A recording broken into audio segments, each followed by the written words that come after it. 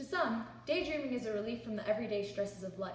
Everyone occasionally drifts off to imagine a world different than the one that they're not currently in. Sometimes, I daydream too much when I've had too much ketamine. However, to others, it is an uncontrollable nuisance which can inhibit daily function. Imagine if you couldn't control your daydreaming to the extent of not being able to focus in class or make sense of the memories of your life. Depersonalization, derealization disorder, is a type of dissociative disorder which manifests in the feeling of disconnectedness from one's body or mental processes. For depersonalization disorder, the individual has the sensation of observing their life from an outside perspective. For derealization disorder, the individual feels detached from their surroundings. Today we are here with Caroline, who was diagnosed with depersonalization derealization disorder when she was 17 years old, and her psychiatrist, Dr. Waldrop. Thank you for having us.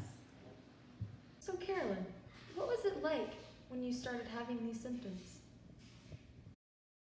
Well, I was 17 when I first started feeling the symptoms, and when I told my mom, she thought it was just the influence of hormones. But after experiencing the feeling of being disconnected from my body multiple times, I knew something was wrong. So what does it feel like to experience these symptoms? It's different for everyone, but for me, I feel like my body is not my own, and I'm simply an observer to my life. Sometimes I feel like the world around me is a movie or a dream rather than reality. Yeah. And essentially there are two parts of the disorder. There's depersonalization and derealization. Depersonalization involves a change in how you perceive things or your thought processes.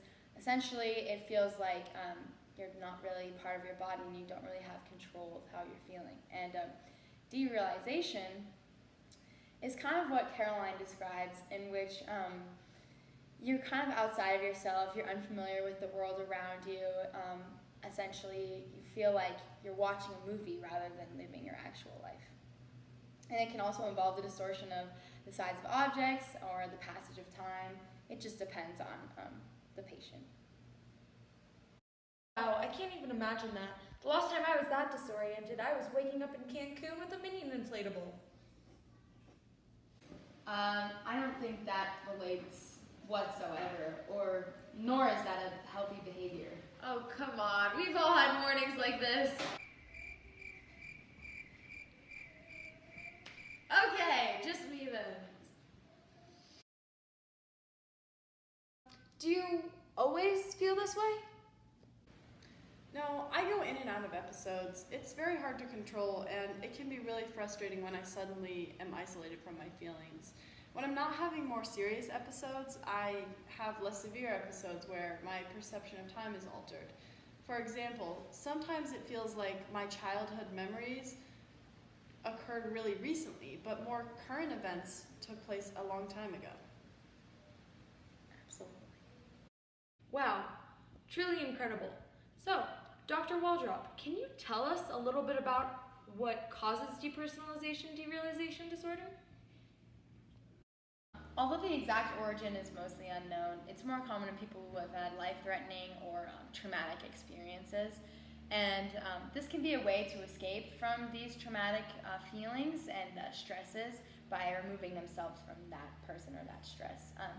Neurologically, it may be a result of an imbalance of brain chemicals, so there's a lot of factors, but we're not exactly sure what causes it.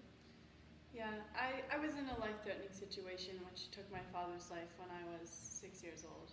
And we believe that may be the trigger for her depersonalization. I'm so sorry to hear that. Now, can you tell me, what makes a person more susceptible to this disorder?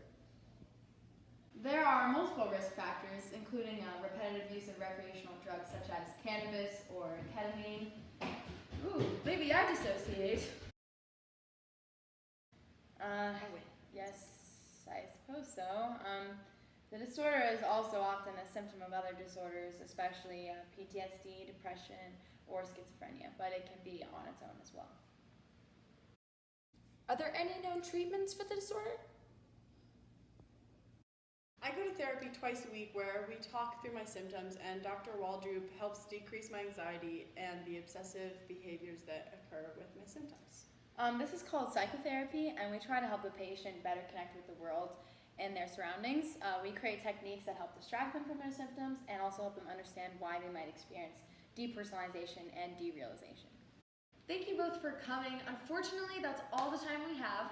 Tune in next week for an exclusive footage of me and Kim Kuhn, as well as a deep insight into one of my therapy sessions.